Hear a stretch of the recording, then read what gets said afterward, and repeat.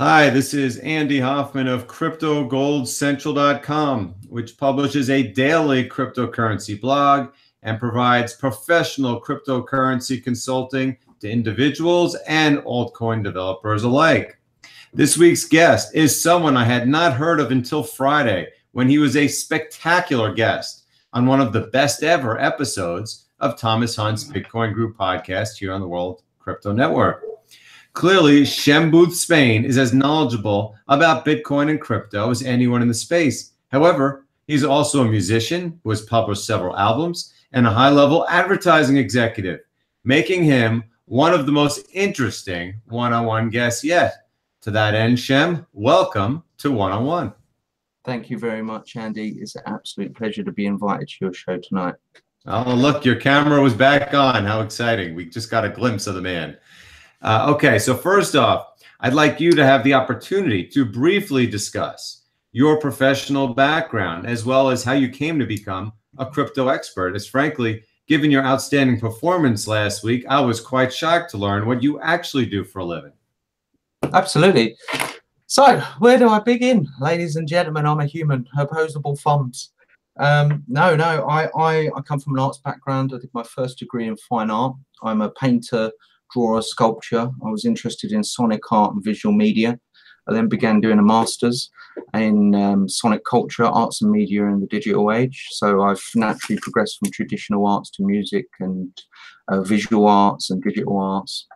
I then began doing a PhD in computer and mathematical sciences at Greenwich University, looking at synesthesia and virtual reality, and I was always interested in cybernetic culture and the next development of media communications. So I suppose I kind of really quite passionate about Terence McKenna and also Marshall McLuhan and Timothy Leary, and the medium is the message and the progression of technology, the way it's changed communication, you know, first the telegraph, then the telephone, then TV, then internet, and obviously in the future virtual reality. For me, I kind of didn't take Bitcoin seriously when it was up to about $50. I didn't really understand what it was about, how it worked. I'd always been quite vocally minded as a musician and artist, in speaking about problems around the world. I'm very passionate about progression. I do a lot of work, a lot of the national campaigns and campaigns in the UK around in quite difficult and important issues. I do a lot of work on, so I'm very passionate about progressive, positive change.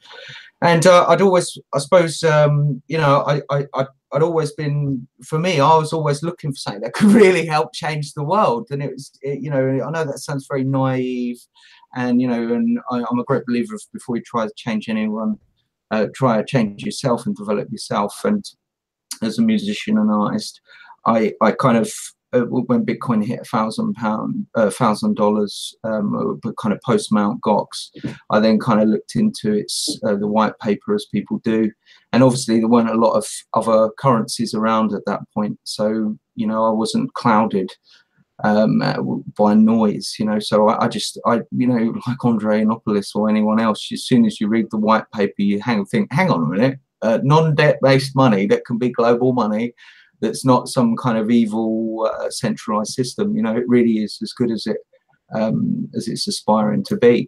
So I kind of, I'm not a big holder. I'm not a expert trader. I've got expertise. I understand how trading works. I've done a number of small trades, but nothing that the whales would be laughing about. And I'm not particularly a massive hodler, because I tend to, as soon as any Bitcoin comes in, it goes out. I'm a great believer of using it, not kind of sitting on it. So yeah, it's true innovation, the kind of when it blows you apart and you start really looking under the hood of it. And I'm not really a programmer, but when I was at uni, I and a lot of my friends are tech-minded programmers and that sort of thing. So I've always kind of been interested in the intersection between art and technology, arts and media and technology. So for me, blockchain Bitcoin represents a massive, massive innovation, and I think it clearly is going to be the next internet in a different way. And you know, obviously because of tech giants and information and data these days, you know, it's even more applicable. And obviously, in the ashes of 2008 was Bitcoin forged, you know, and that's why it was forged. It wasn't forged as a pre-mine. It was only earlier, actually, just a quick 1 second detour, Andy, that I was looking at an ICO and looking at the details, and it was a 30% preprint, and I just thought, this is absolute rubbish. You know, I won't say what crypto is. I ain't into the game of wasting my time on rubbish, you know. But I will say, you know, a lot of these ICOs and kind of shit coins, which is what they're known as among the community, and we've got a really, really strong community in Bitcoin and crypto in general, you know, and I'm not against people who trade or you know, scalping or hodling, or I think everyone comes to crypto in a different way and moves through different levels. And I think crypto is a kind of psychology, you know, when people say certain things, I think, oh yeah, they're at that level, you know, like people used to go, oh yeah, but can't Bitcoin be printed, you know, and well, let me explain it a bit, you know, no, you can't, but you can kind of generate them, you know. Well, put it this way, I actually have never read the white paper. I've seen what it looks like. But I'm quite aware of the generalities, what's inside of it. And I do believe that I guess the next internet is an interesting way of putting it. I basically said that the biggest man-made inventions, the most important ever, I guess, aside from the wheel, at least in the modern times, are the harnessing of electricity, the internet, and Bitcoin. That's it. That's the three. Two in my lifetime, one before it. You're right, and you see what it is. Blockchain, the Bitcoin blockchain. When I say blockchain, let's just only think of Bitcoin's blockchain, for instance, at the moment. So well, let me go to the list of questions. I don't want to get too macro because I have a lot of things that I want to talk about, which I think you're going to give some really good answers to. I want to be real pointed in the things we talk about, and I want to first dive deep in with what I believe to be the asinine, borderline malicious attempts by TA and other FUDsters to scare hodlers into selling and to turn newcomers from investing into this amazing technology, which I believe, both absolutely and relatively, if you look at the Mayer multiple, is as undervalued as it's ever been. Far more undervalued than it was a year ago when it was $1,000. And of course, anything could happen to make the prices go down. But when I hear people talk about, I say people, some very selected people who have a lot of influence talking about how we're going to break this low that we had back in February. Again, the low was $5,970 on February 6th.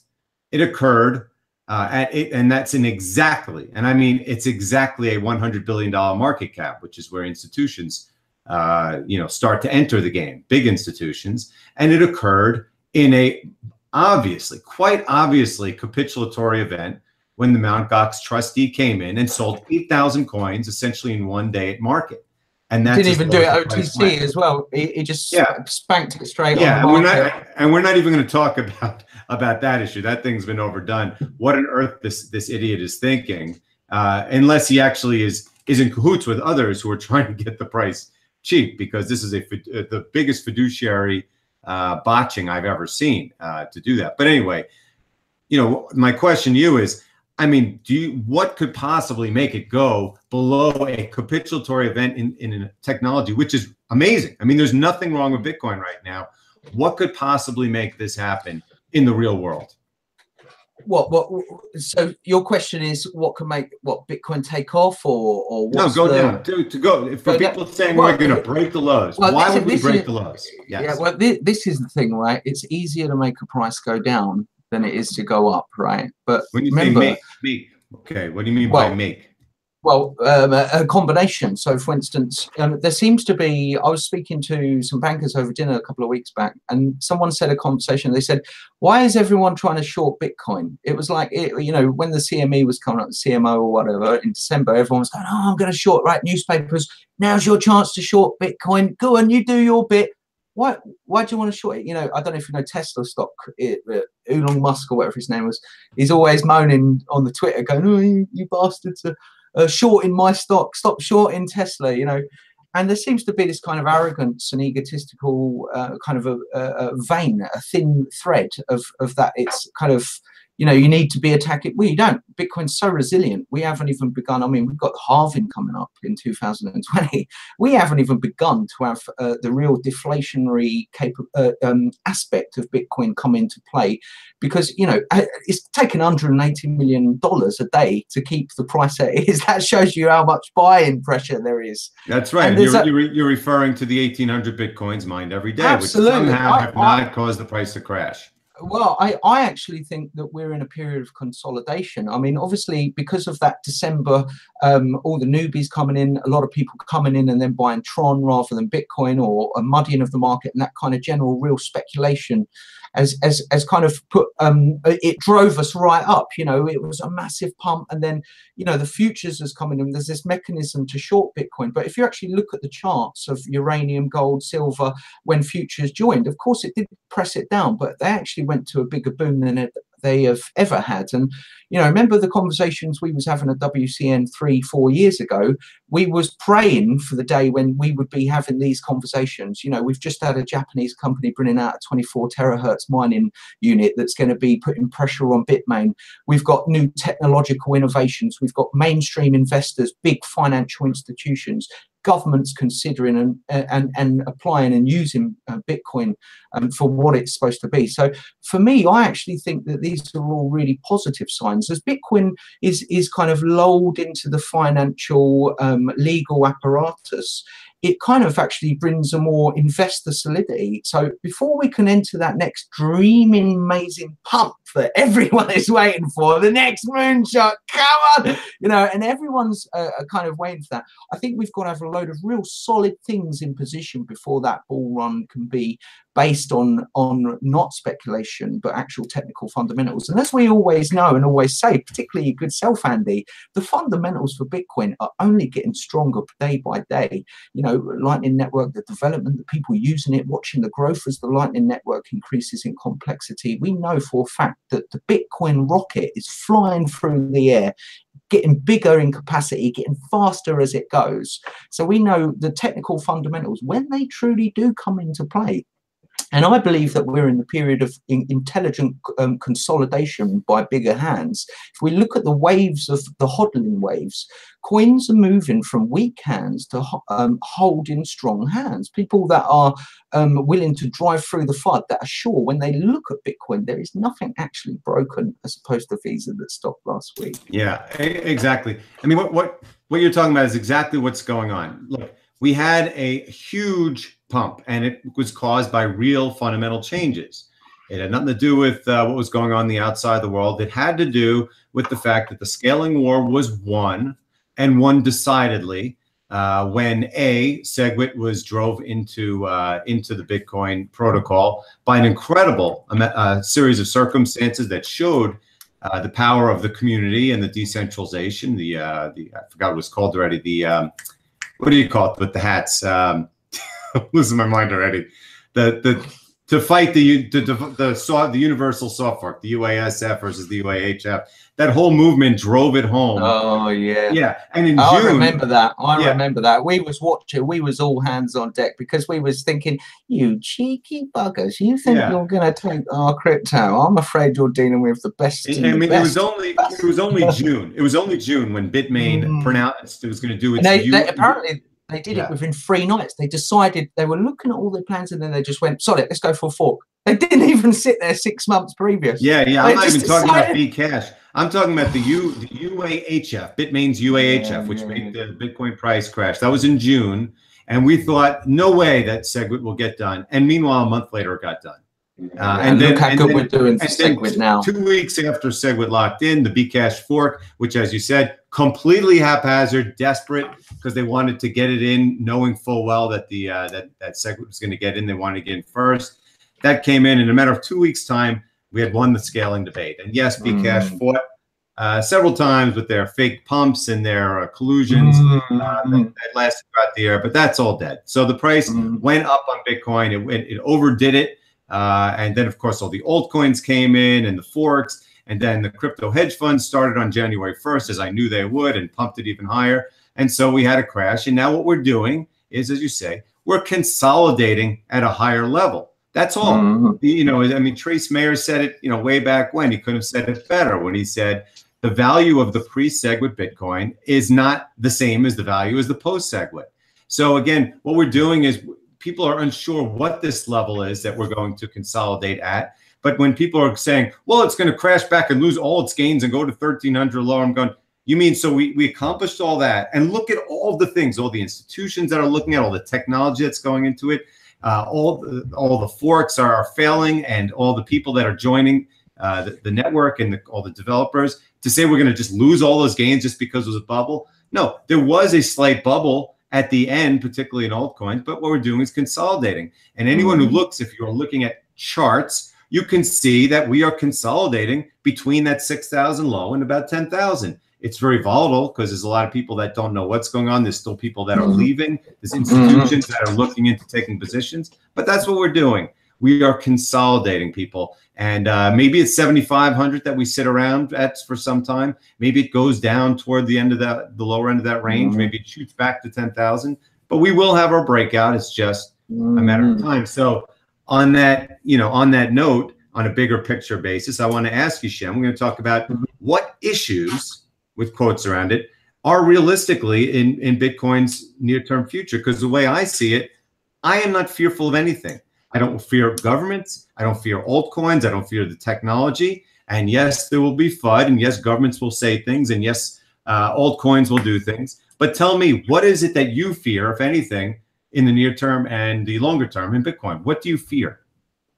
I fear technocrats, potentially, you know, Veer and Craig and those guys and those crew. You know, I don't want to diss them out. You know, the human beings are passionate about what they do, but I just get the feeling it just don't feel right. You know, when you're hiring PR agency and just, you know, all the kind of war talk, and you know, I think everyone I speak to that's a coder that's involved in Bitcoin, you know, they're all hands to deck, and they realize, they're like, you want us to be wrong about Lightning Network, and we're not going to allow you to. And I think, you know, I fear that somewhat a government's trying to usurp Bitcoin. So, you know, I'm very, as a marketing advertising expert, I'm very familiar with how PR and kind of, you know, it's a war for people's minds. You know, we're in an information war, and, you know, BitTorrent wasn't squashed, right? But it went under a considerable amount of privacy laws and IP laws that have kind of essentially boxed it in. And for me, my you know, when we look at places like Japan, G7, and their kind of attitude and their response to Bitcoin, you see that it's actually been really positive. And there was an article today, I think it was from the IMF people, saying that you know, more and more people are exchanging debt-based fiat, which is normal fractional reserve money, with non-debt-based cryptocurrencies, meaning Bitcoin. So I fear the Bcash side. They're doing the opcode, the 32 megabit. They're completely on miners decide the network. They don't give they don't care for users, and I feel that the community is all behind you know, Bitcoin Core, the original Bitcoin, because it's so organic. It's not kind of structured from the top and down, and you know, we're going to push this, pump this, and cheat around this to get. And they're really gunning it. The Bcash guys are really gunning it, you know, and all it takes is someone to get, you know, 0.1 Bcash, and you know, if they want to sell their soul and fight for the lost cause, they would. And our second problem is the government's upsetting it, because we've already seen Venezuela and Russia signal that they would be interested in doing crypto ruble and that sort of thing. And the problem is these are centralized systems, so you know, it really is someone watching every transaction, everything you do.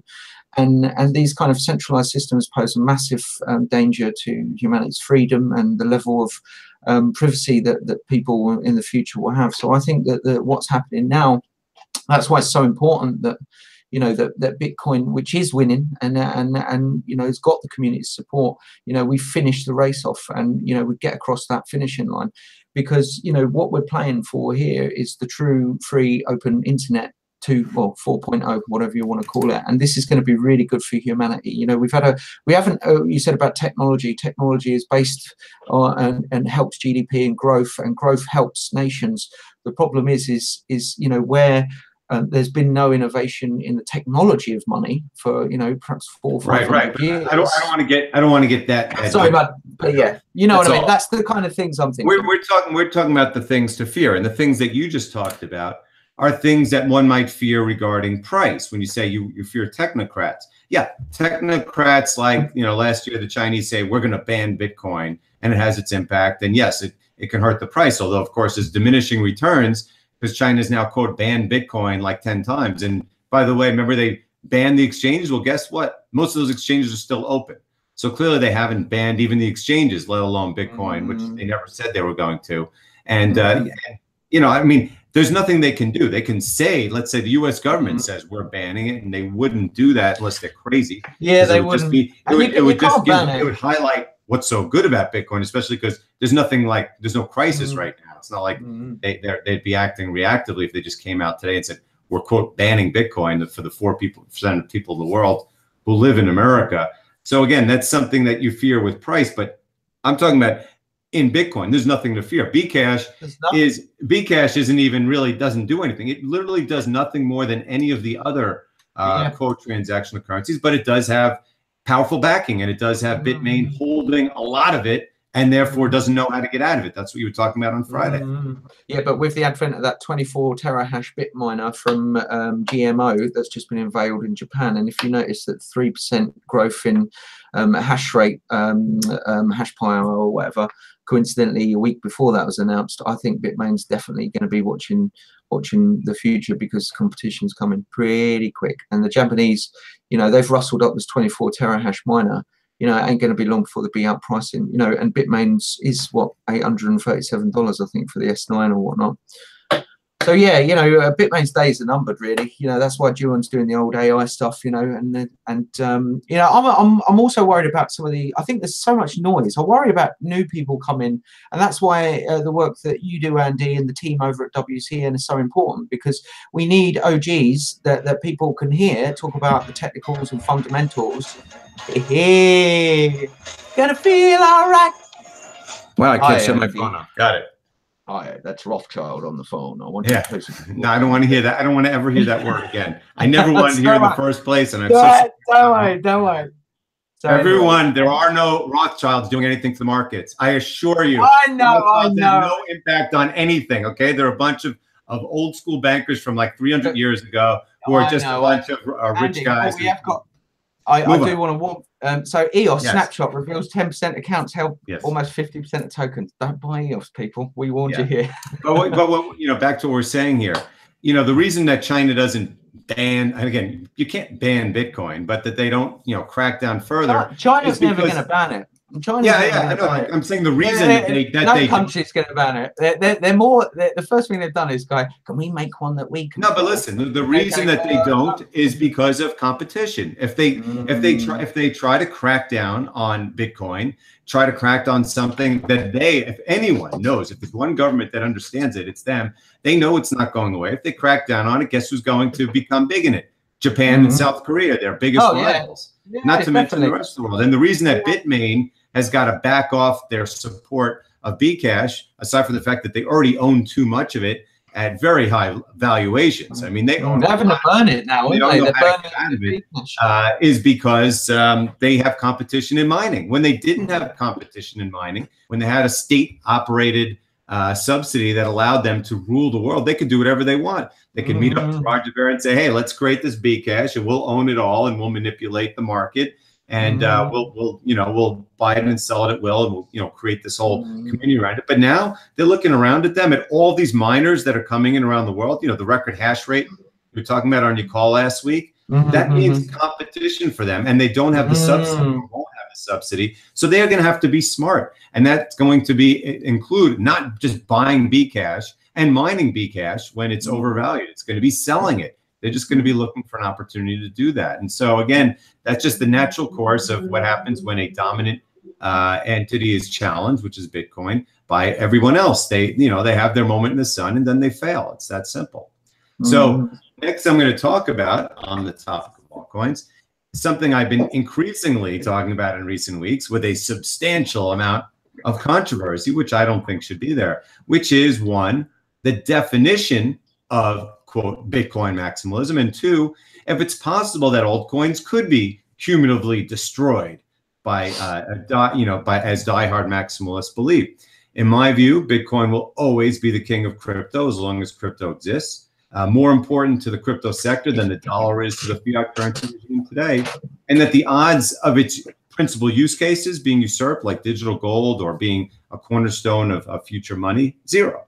But I do believe that if Bitcoin succeeds, numerous altcoins will succeed too, not as competitors, but segments of a multi-trillion-dollar industry that find niches that investors find valuable. So Shem, what's your view on Bitcoin maximalism and the role of altcoins in the upcoming digital age? Well, that's a really good question, actually, and I suppose I'll talk about it from my personal opinion. So I think that the problem is sometimes words are made to describe things and that box things in, you know, left, right, up, down, and all that jazz. The problem is, if you want to be boxed in, then you use the word. I'm not interested in using a word.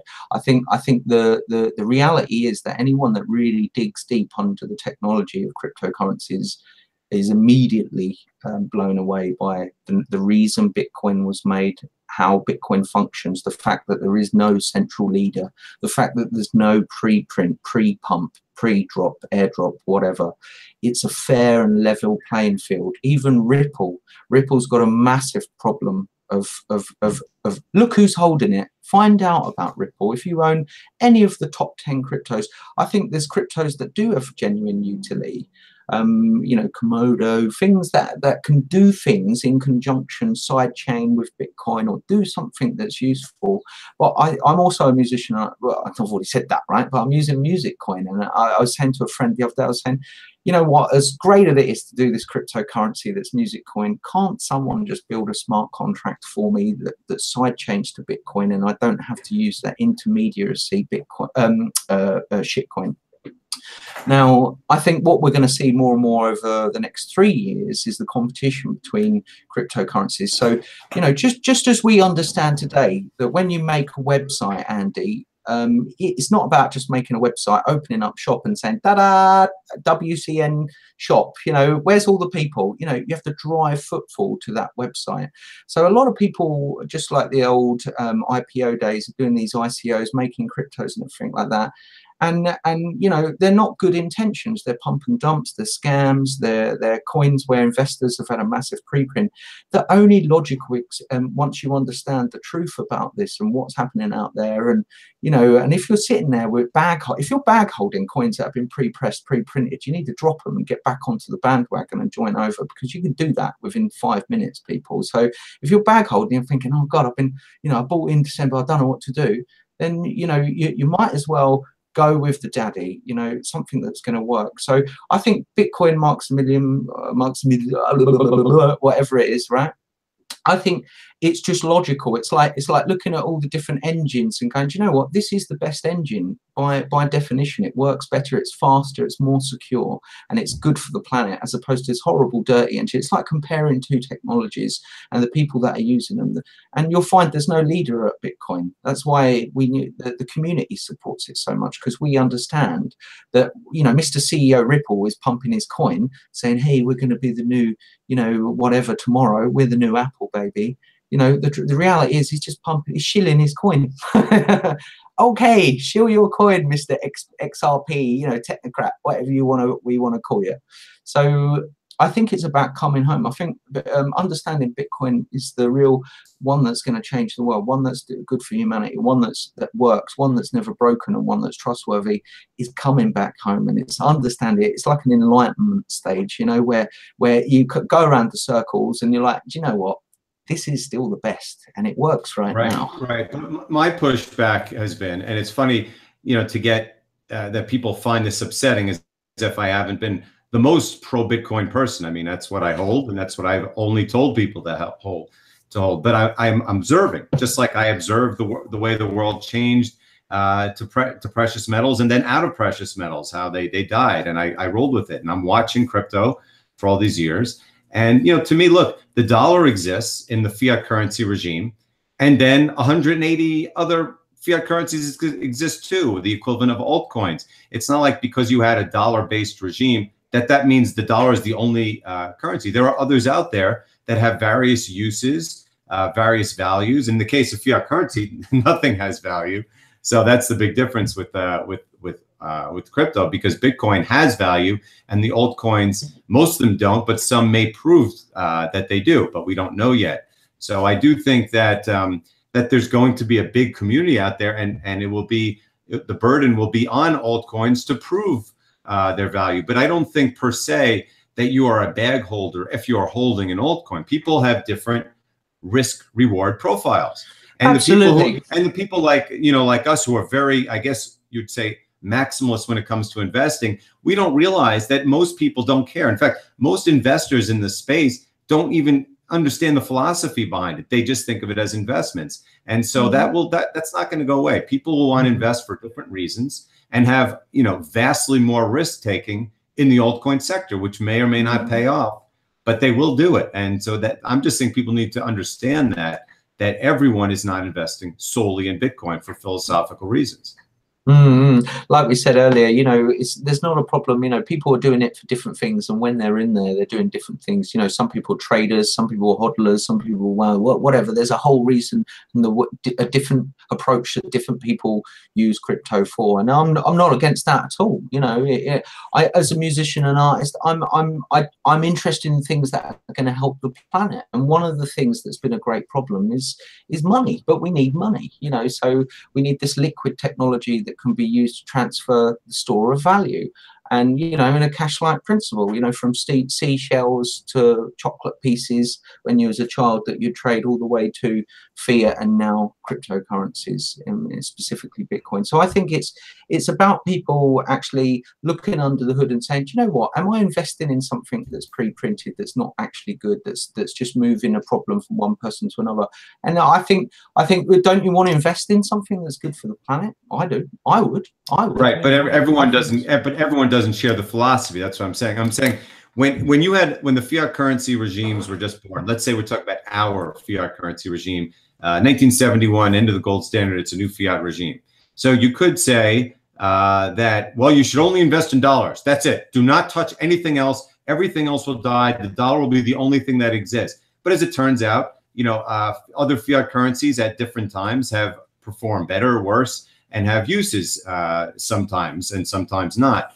And it's just like in precious metals. When you were in a serious gold standard era, or even the last 10, 15 years where people are investing in the sector, you could say only invest in physical gold. That's the only way to make money. And philosophically, it's the smartest. But, people invested in physical silver. They invested in miners. They invested in mining stocks and ETFs. There's all kinds of things. And if we believe that we're going into a digital age, and I believe that's inevitable. I mean, if we're not already, absolutely, we're already in that. We're going to talk about multi-trillion-dollar industry, which will not just be Bitcoin. Yeah. You see, the thing is as well, what really excites me, because think about it, right? We haven't even begun, like a worldwide adoption scale yet. This is weird. Itty early days. Right now is a good time to get in, just as it was 2 years ago. Just it will be in 2 years' time. Exponentially growth of a new technology. Look at what BitTorrent, as musicians, we're acutely aware at how the digital internet changed the distribution of content and the consumption of content. Look how, if that comes to money, whoa, because we're going to have less middlemen, we're going to have this new texture, a new fabric in which businesses, a multi-trillion-dollar global businesses, will emerge on and grow from, just like the internet, the next tech giants of tomorrow. Right. I mean, right now, of course, as we're in such a nascent stage, and people have seen the price had the big move the last few years, so they think, oh, well, we're mature. I mean, that couldn't be further from the truth. No one actually uses crypto other than to store it, which is fine, because that's what digital gold is. Most people don't even know what it is. If you speak to them and you say Bitcoin, they'll say, I've heard of it. Most people haven't even heard of the price going up last year. They'll just say, yeah, I've heard of it. I have no idea what it is.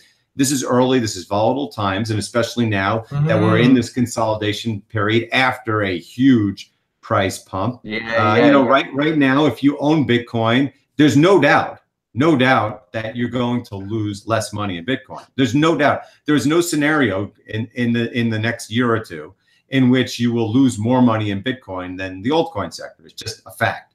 That may change in the future when this becomes a true digital world where there's all kinds of mature assets out there. Which, you know, as it's brought further in the field, the legal hand brings it in. More investors can come in, bigger fish come in, more technologies bringing the blockchain with the Lightning Network around it, loads of new apps and technologies doing it, people using it more. You know, we have it. It's like the early days of Bitcoin all over again as we build this layer 2. You know, and I've been watching the growth as it is growing more complex. It's alive. Yeah, there's no doubt. Lightning Network. So the point is, we're in very early stages. We're talking 100 billion transactions instantly in a crypto killer. You know, once utility comes into play, we'll soon see whose crypto's better, because I'll guarantee you, Bitcoin is super duper resilient. Yeah. And I don't even believe even the most diehard altcoin believers believe that their coin will be the next Bitcoin. It's almost more like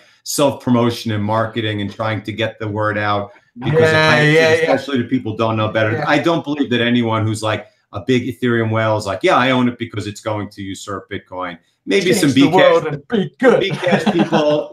people probably believed it in the beginning when they just made that claim and they were doing everything they can to push that claim. So yes, there may have been some much less educated people who believe that, but I don't think that I don't believe for a second that Roger Ver, first of all, I don't believe he sold all his Bitcoin for Bcash. He'd be insane to do that. And I don't believe for a second that he actually thinks Bcash is going to like usurp Bitcoin. There's no way that someone who has that much of a background believes this. So right now it's just a matter of, when you talk about maximalism, you're talking about your investment goals. If your goal is to have the best risk-adjusted, investment profile, of course you own Bitcoin. If you want to go for it and you want to believe that EOS is going to take off, well, go for it. But you may lose 50% of your money very quickly. But you may be right. It may not. It's not going to usurp Bitcoin, but it may go up much faster. You just don't know. You're taking a lot of risk. So Shem, next topic. You believe, and you mentioned this in email, that the Bitcoin community should, quote, weaponize itself against attacks from inside and outside the community. Now, see, the thing is, now that Bcash and Ethereum are no longer threats, as we're talking about, to Bitcoin. I mean, they can do their own thing. Maybe they'll do very well, maybe not, but they're not threats anymore. So does it matter anymore? I mean, what do we need to weaponize ourselves against? And how do we do it? How do we do it?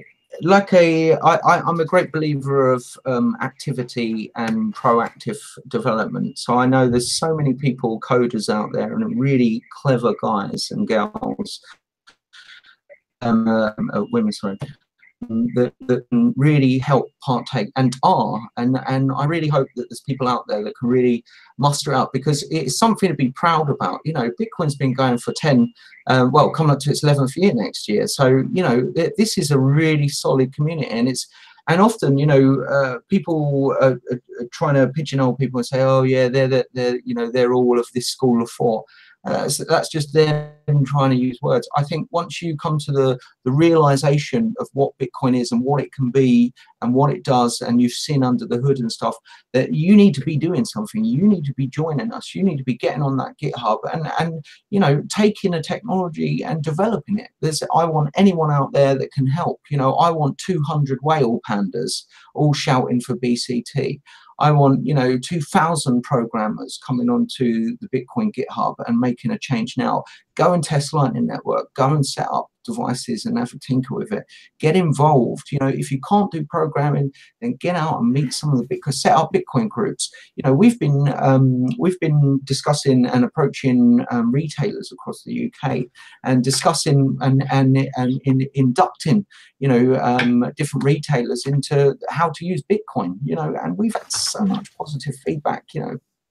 So I think it's just about being active, be passionate, do something, and do something great with your life. Yeah. Well, you know, the thing is that 2,000 whale pandas, it's interesting. I mean, I guess I'm one of them. I may even be more vocal than him. He's a lot more passive and even keeled. I'm the more vocal type. I know. But you know what I mean. You know, you've got to be shouting out, because remember, Craig Wright and Roger Ver and those crew, they're really, they're hiring PR companies, they're pushing this, they're trying to say yeah, this, but they're not they're doing it. Everything I know, and I know it's not making a difference on the ground, but the big money knows with look, I mean, let's face it, Bcash doesn't have much competition. Yes, we had a big altcoin surge, and for a moment the market cap cumulatively was big, and there were 50 or so companies over $1 billion. But now that we've settled back after this this mini crash, and you look at the altcoin sector, and again, there's just not much there. And I don't even honestly, I don't even consider Ripple a crypto. So just take them absolutely, out. They're just a stock. Like that Long Island iced tea that's piggybacking on it. But then you just look at the cryptos there of size is Ethereum and Bcash. That's it. And Bcash is there because, again, Bitmain owns a lot of it, so they have to support it. And they got Roger Ver, who's like a Bitcoin Jesus figure, who has all these people. But it's still not even worth that much. But compared to everything else, it's worth a lot. So, I mean, that's what drives that right now. It's not a matter of there's believers. It's like Ansel Linner did on his great podcast the other day, saying all the people who like hang out with Roger Ver and pretend they care, and Brian Kelly, they're in it for the pump. They know that there's pumps. The pumps are going to be less valuable. But still, there is going to be pumps whenever the sector moves. And again, there's just not that much competition. And those crypto hedge funds are not going to come in again and buy the tiny $25 million market caps that are illiquid, hoping that they're going to go up to like 500 million. They're just not going to do that again. And a lot of these market caps for these other alternative coins are not really based on fact. They're only pushing up for a little PR wins. Like someone blowing up a balloon, right? Pumping up money grabs. The dot-coms. They came in. That's what all the forks were. The scary thing is, Andy, then people were left holding a crypto, and then they start fighting for it. Oh yeah, XP the standard, and it's just like, oh dude, I'm so sorry that you invested in the shit coin. Maybe they're lucky and they got out, but human nature, most people don't. But again, just capitulate, come straight home where the doors are open. There was all those dot-coms out there in this space that they did their dot-com thing, and most of them will fail. But some of those ones on that list may wind up being good investments over time. You just don't know. And some of the big names, names, as we learned in the dot-com era, may not have even been launched yet. There was no Google in the beginning. There was no Facebook. Amazon took a decade before it became something. Amazon was a disaster throughout the dot-com. I think what's different though with Bitcoin is because it ain't got no leader, and it hasn't stopped. It just keeps rolling on. It's like automation. It's automated. There's no one that's like going to turn it off. Because everyone's using it still. And I see it as the greatest chain. It's still going to be in 300-400 years time, maybe in a completely different form. And that's the whole weaponized thing, because you can't quote weaponize it organically. And Bcash can, because they have a CEO who says here's our game plan, but we don't have it. We will build our 2,000 whale pandas by adoption. Right now, again, honest adoption. Yes, that's what I mean. Organic, honest adoption. People who see the price went to 20,000 think that there are 2,000 whale pandas out there, but there are not. In fact, what I see now is crickets. I see one whale panda out there and a handful of other people like that. I guess I'd be one of them. The World Crypto Network certainly is one of them, but it's really not a lot of people out there organically doing it. Most people are still thinking of it as an investment that went up and went down. But now that you're seeing it, the hash rates are going up. The technology is going up. There will be a time, much quicker than people think, where there will be 2,000 whale pandas, and that will be, we were weaponized. We won. Like we fought the war without weaponizing, but now we're going to be organically weaponizing for all the people that join the community, and that's what's so exciting. So next up, you mentioned in your pre-email to me that you want to talk about the Lightning Network a bit and give an update of where you see it. And the way I see it, it's just one of many layering technologies, as you mentioned it. But where does it stand right now? I mean, how big is the Lightning Network per se going to be, and technologies like it in the next, I don't know, 12 months? Well, I mean, if we look at the growth in development, if we look at its structure as its growth so far, it's easy to see where it's going. It's going to get massive. It's going to end up having, once we break the, I'm counting how much BCT is held on the network that can move around there. I think we're around 66 Bitcoins or something like that. But yes, the trajectory is growing, Moore's law. And I think we stable out a few times. We're going to have so much more development in wallets and things that, decentralized exchanges that can go to wallets and all these kind of wonderful gizmos that the users can use. And this is the thing, remember 3-4 years ago when we was talking about this stuff for WCN, Andy, that was a time when there was less apps, there was less technology to use, and even then it was going good, and like we say, the consciousness levels of growth of understanding crypto, you start at the bottom, and by the time you get to the end, you come back home and you understand what's working, what's good for the planet. So yeah, I think the Lightning Network is an incredible innovation. I think that guy, Roast Beef is his name. He could be in a Star Trek movie, couldn't he? The guy's a genius, and it's this kind of genius level and development. It takes a long time to develop things, when it comes to software. And it's not like things are built. Rome isn't built in a day, and it's grown organically, like you said. I said in last week's show, when you look at the city of Paris from the sky, you could say that it perhaps isn't the most efficient city by the fact that it's got these wiggly roads and all that kind of stuff. But if you compare its efficiency to a city that was built with straight, that you would consider more efficient roads and network, it's not as efficient because it's grown organically. And I think that's what we're going to see. Once we have atomic swaps, the fact that Bitcoin can change to any other currency all on chain without no exchange, that's going to be a massive innovation. I'm not familiar with Shore signatures or MAST. I understand that there's always new technological innovations coming to Bitcoin in the form of different submissions to the GitHub. That's why I always love saying, if there's programmers out there that want to get their teeth involved, go out and try some of these gizmos and toys and get the lightning rolling, ladies and gentlemen. So yeah, I think it's as simple as that. I think Lightning Network's going brilliant. I think it's going at the right speed. We haven't had any critical problems with it. I think because it's been going methodically in its exponential growth, I believe that the teething problems that have occurred or any kind of development in the code has happened in the right way, and that's led to a really solid platform being built. And yeah, I think, like you say, we're winning. We are already winning. And there isn't no competition. Everyone's going, oh, we're going to do 15,000 transactions in a second.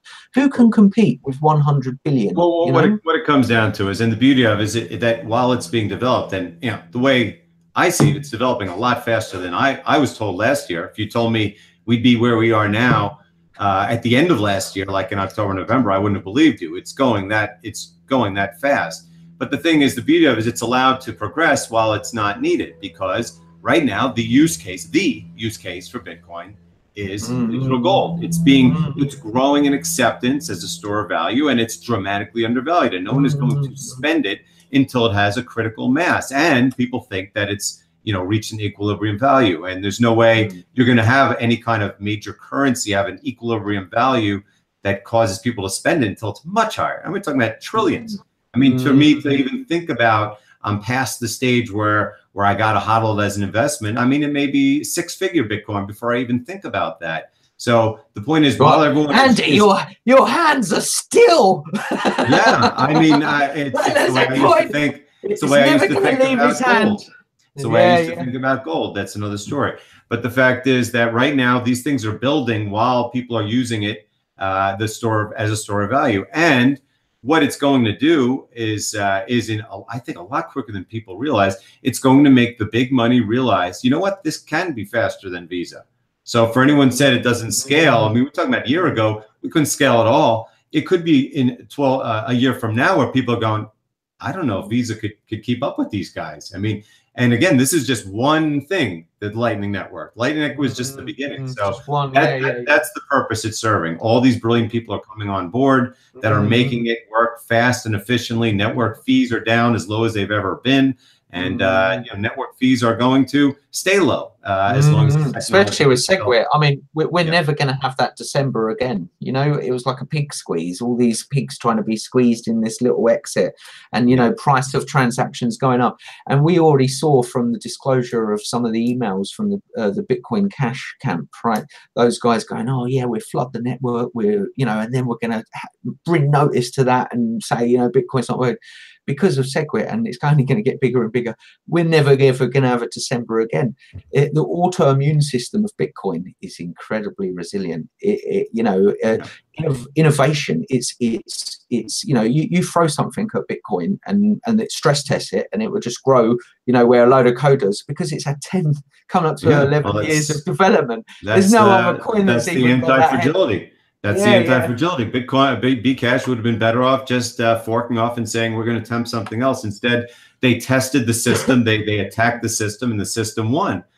Because now they're screwed. Because not only is it becoming more and more widely known each day that you literally can't scale with big blocks, but now they don't have SegWit, so they can't do all the things that they're having a debate with B Gold, and they're coming to fisticuffs, which is better. And B Gold to me is a pile of garbage, but frankly, I think it's a better cryptocurrency than Bcash. Yes, it doesn't have the hashing power yet, but just wait till Bitmain is forced to abandon it and use its Bcash for something else, like technology development, or hey, maybe they may want to even invest in Bitcoin because they think Bcash at 15% of a Bitcoin is ridiculous. So again, well, a lot of people, sorry Andy, a lot of people don't realize that Craig Wright is patenting as they're developing Bitcoin Cash. He's painting it all the way up. So he's the technocrat. This is my technology. Yeah, he's like my technology in your country. You better bow down. The economist. He's like the economist in Atlas Shrugged, the one who he dies at the end. They all die because they're stupid. But look, I have one more question I want to get to, and it's about it's about the very important and very bullish milestone that Bitcoin just crossed in, I don't know, the last few days. No one even realizes it. No one's watching. Which is, do you know what it is? See, very few people are paying attention. There's loads of them. Where do we start? I know. Yes, that's a trick question. But it is the halfway point between the 2016 halving and which was July of 2016, and the 2020 halving, which is now scheduled for May, and maybe sooner because of all this hash power. But we're halfway there. So it's a very big deal. And so demand's rising, hashing power is rising. Fiat money printing is off the charts. The technology, as we're talking about, is advancing exponentially. And of course, we have the 2020 halving, which will come at a time where much more money is going to be staring at. So my question is, with the supply, what do you think the supply demand profile for Bitcoin is most likely to look like in 2020? And how's the market? When's the market going to react to this? Yeah, well, let's break it down scientifically, right? And you might be able to help because you understand a lot of the markets, Andy, right? But I was having a fantastic conversation the other day with an OTC trader, and he said to me, there ain't going to be no one buying over 3K Bitcoins because the exchange ain't going to have that amount of crypto. You're going to be having to get it from people. So we're going to have the design that Satoshi factored into Bitcoin to make it deflationary is going to come into play in an even stronger sense in the halving. That's why that date is all on our birthday calendar with a big star and a heart next to it, because we know that at that date the scarcity of Bitcoin will increase. So you're going to have, rather than these kind of whales like to indulge in collecting coins, and big hands and big players and professional traders will be doing that in the market. That's what a free market is. You can't cuss a whale for accumulating, but it's not going to happen in the same way.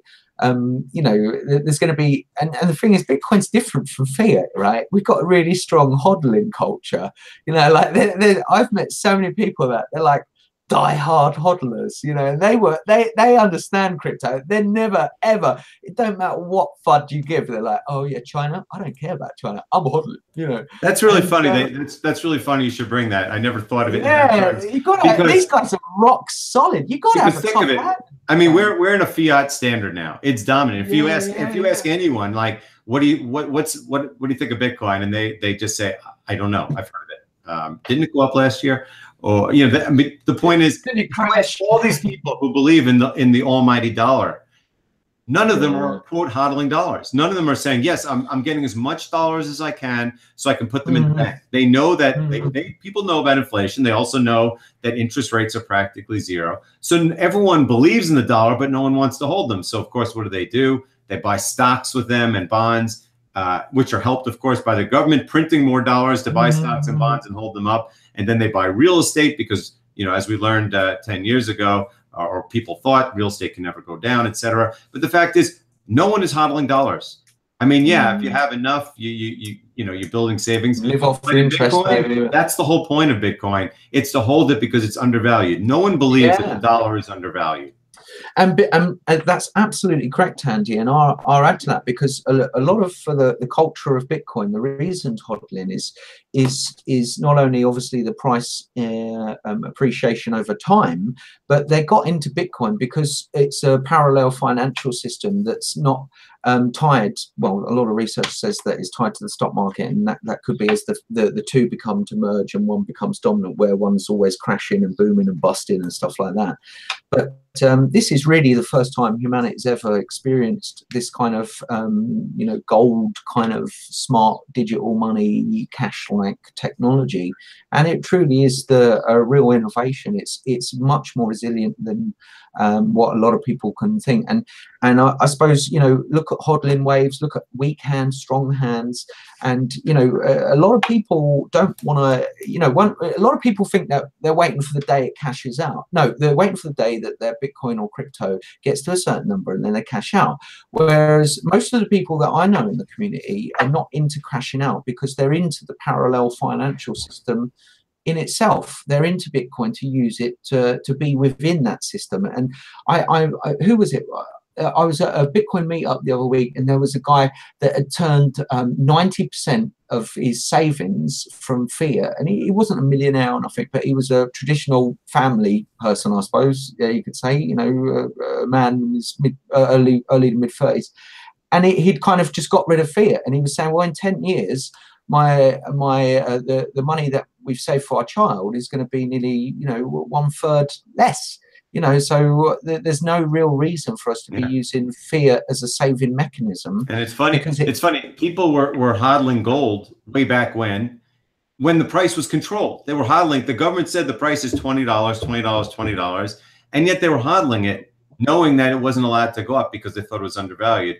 But no one hodls dollars. No one believes it's undervalued, and it's because it's a standard that doesn't work. It can't be money if people don't believe that it's undervalued and that it's worth more, that one day it'll be worth more. Everyone knows it'll be worth less. They just know or believe that there's no other choices. And that's why when more and more people start to get a critical mass behind Bitcoin, and they realize that not only is it sound money, but if you own it, it's probably going to become worth more in time, and no government can come in and say the price is $20. Sorry.